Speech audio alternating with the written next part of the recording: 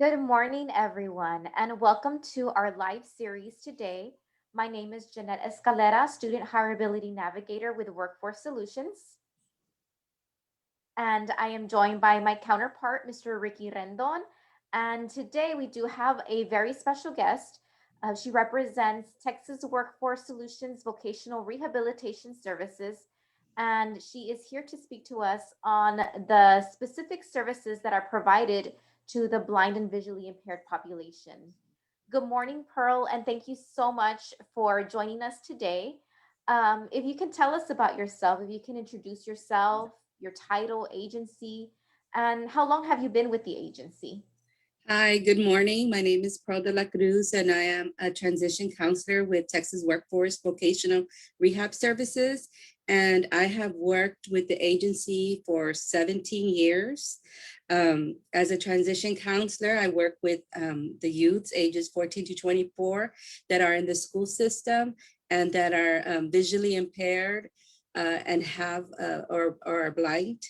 Um, so it's been a couple of years, but I love working here, working with the students and helping them. Our goal is working with them as a transition counselor, is helping them to, after they graduate, is to get employed or to continue their education and be successful in the community after high school.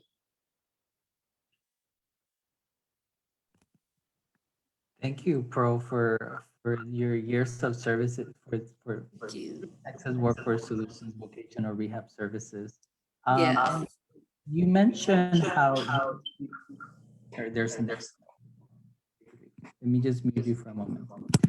So you mentioned how you assist individuals to transition to employment and post-secondary education. So do you want to tell us a little bit about what that looks like? What type of services and supports do you provide to assist with that transition?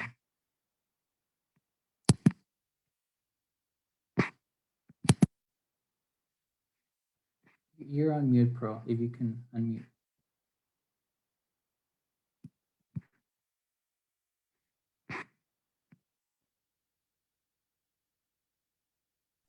You're still on mute. Okay, I am sorry. I don't know how that happened. Um, yeah, so our goal for our transition students is employment after high school.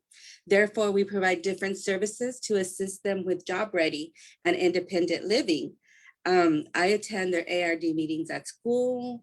When I'm invited, I attend, and this is in order to collaborate and network with the school and make sure that the students are receiving all the services from the school. We provide vocational evaluations, technology evaluations as they are getting close to graduation from high school in order to make sure that they have all the tools needed if they will be attending college. Students with vision impairment will require technology such as computers, special software that enlarges or has speech. They may need low vision devices and other tools to be successful in college and in employment.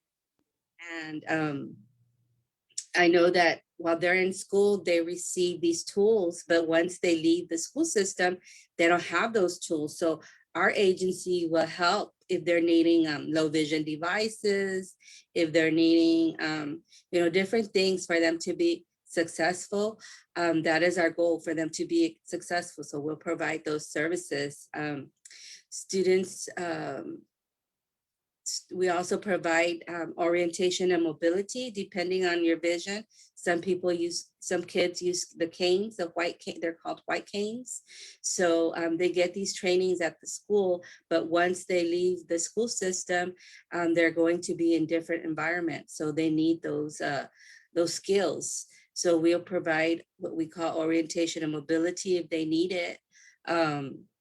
We provide different type of job skills trainings. We have students that may not want to go to college or may not want to go to vocational school. They might want to just work. So we have different trainings to provide in those areas. We have, since they are students, some of them may not have ever worked before, so they need job skills, they need the training. So we provide those trainings which we call, job skills, or we can call them pre-employment transition services called pre-ETS. So in those areas, we provide career exploration, work-based learning counseling, workplace readiness, self-advocacy training, and we provide these trainings by workshops, outside classes. When school's in session, we have we provide these trainings in school. Usually we work with the school and we do vocational, in their vocational classes. We provide these trainings. Right now that we are working virtual, we're providing these classes virtually to the students, either after school or on the weekends. And this is basically to provide, some of those job skills so they can be prepared for the work environment after, after high school. And we also provide in those trainings what we call self-advocacy training, to help them to be able to speak for themselves and so forth. So we have, we provide these trainings, whether they're in workshops, conferences, we have, like I said, classes, outside classes. We also have summer work programs that they can participate in, along with STEM classes they can participate in. With blind services, we also have what's called a vocational rehabilitation teacher. And because the goal is like these students are, they need to transition from school to work or employment. And in order for you to work, you need to be independent. So we do have a vocational rehabilitation teacher that works with the students in the area of independent living and in the area of work skills, because she can also provide some work skills training on how to do your application, maybe how to dress in different areas. And with blind services, basically we have what we call 6 basic core skills, which we instill in our students, and they're adjustment to blindness, independent living, communication, travel, support system, and vocational development. So we try to provide training in those 6 core skill areas to our customers. We have a training center in Austin, and it's called Cruz Rehabilitation Center. And in that training center, we make sure to provide those 6 basic core skills. So we have our students that will go in and to help them be more independent, such as learning how to cook. A lot of times their parents do a lot for them, or their parents are afraid to teach them because they're afraid they're going to burn themselves, they're going to burn their homes.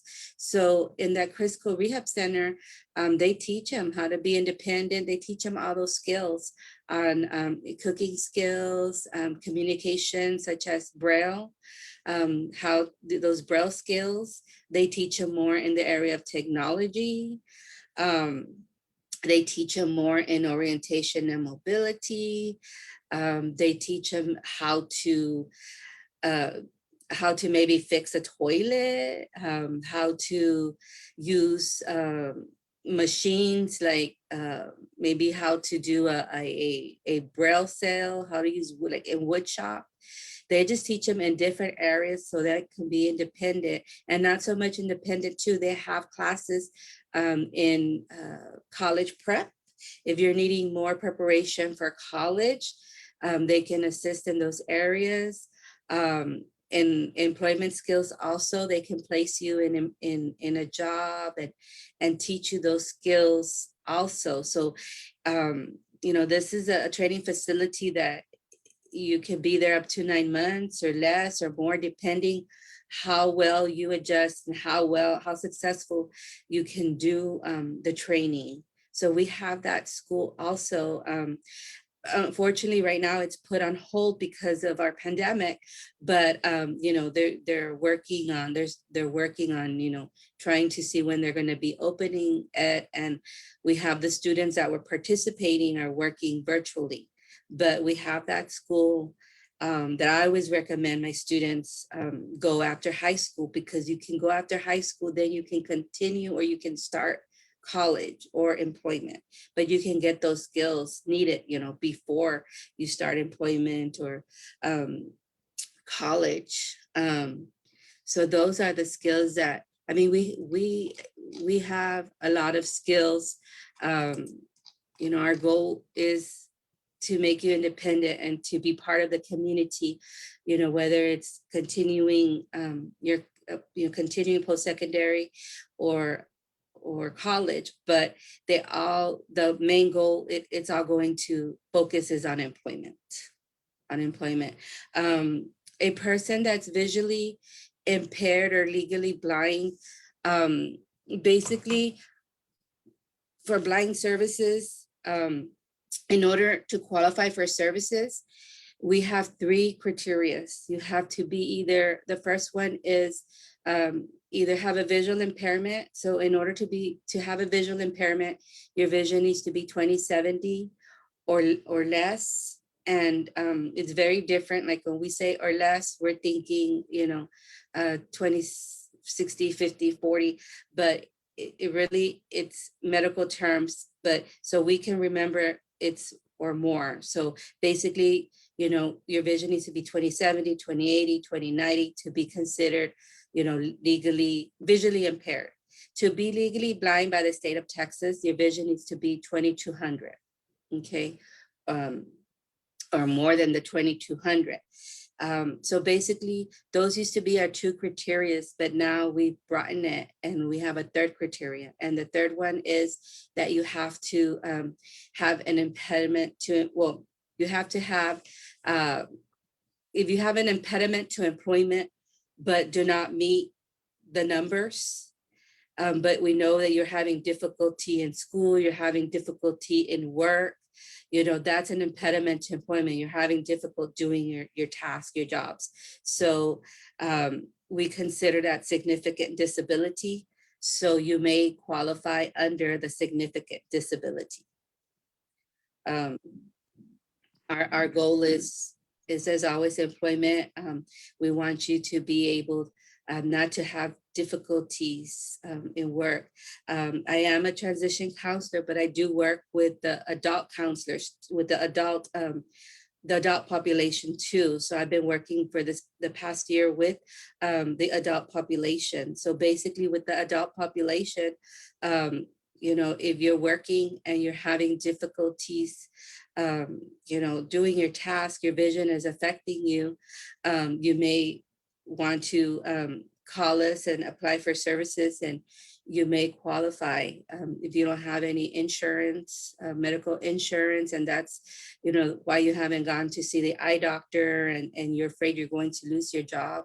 We may be able to help you. You may qualify, if you qualify within those 3 criteria, we may be able to pick you up for services and we can help you, because our goal is that we don't want you to lose your job. We want you to continue working. So That's fantastic, Pearl. You mentioned such a broad range. Sorry if I was. No problem. And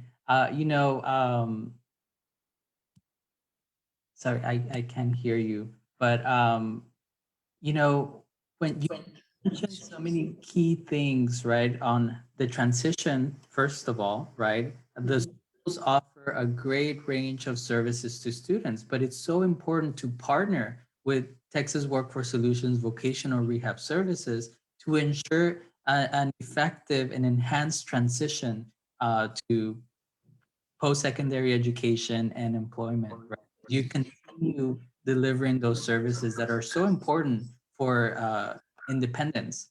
And then as well as the adult population, right? Because we all know that disabilities is such a natural condition, right, of the human experience. Naturally, some of us might lose our sight, and it might impact our work production, right? So if you are listening and you know that this is something you can benefit, now you know that Ms. Pro de la Cruz is a resource that can assist you in, adapting. Pro, you mentioned accommodations, Yes. advocacy, and assistive technology that can ensure an effective work production, right? So we want, like you mentioned, you want people to succeed, to be effective in their work, and there's supports and assistance to make that happen. So, and also thank you for clarifying the blind and visually impaired need. Right? You don't have to be entirely blind to qualify for services. There's opportunity for people to qualify, right? As long as there's sort of commitment to work. So thank you for all that information. Yes, yes. I know it's a lot of information, but I mean, if you have any questions, I'm here to answer. Our Texas Workforce Vocational Rehab Services, our number is 956-661-0930. Right now, if you call, there'll be an answering machine, but you can go ahead and leave a message, and we check our machines daily, so somebody can call you back. Our offices are closed right now to the public, but we are working virtually, so you can always call that number and leave us a message, and we will return your call within the day.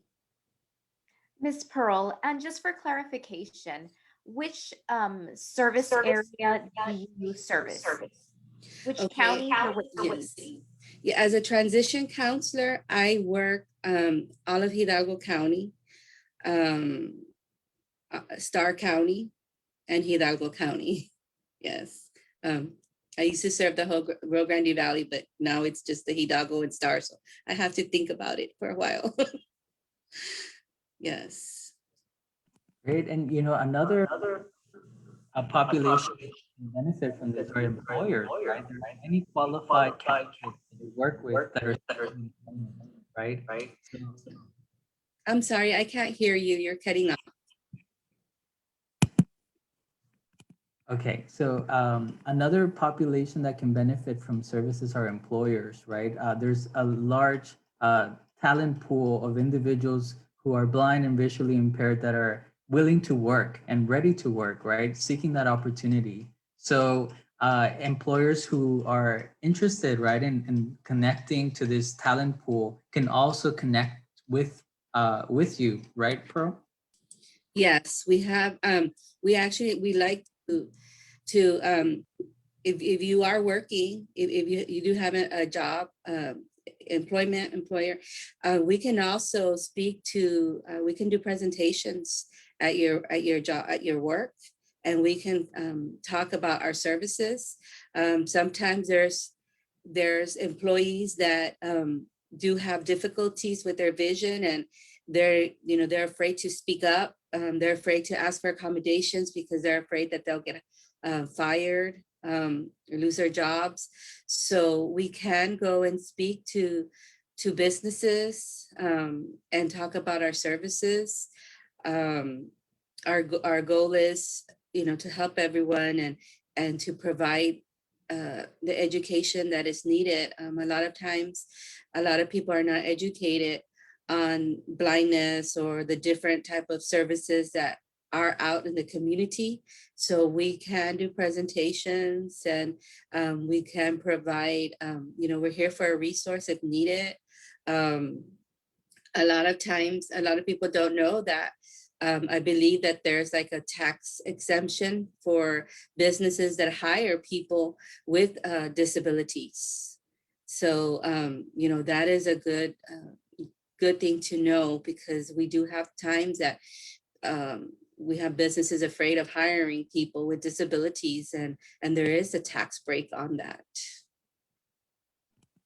Yeah, thank you so much. Another great resource. Yes, and one thing that I left out in regards to transition services and the youths, a student that is considered legally blind by the state of Texas, they get a tuition waiver. So their tuition for college is, if it's a public, it has to be a public entity. But if it's a public education college, they can get their tuition is waived. So that's a, free tuition. Definitely another great. Yes.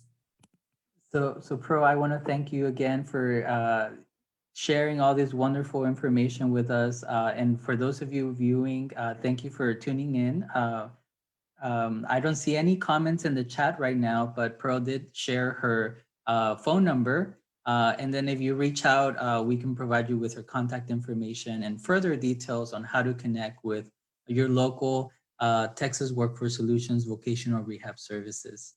So thank you all. Thank you, Pearl. You're welcome. And goodbye, everyone.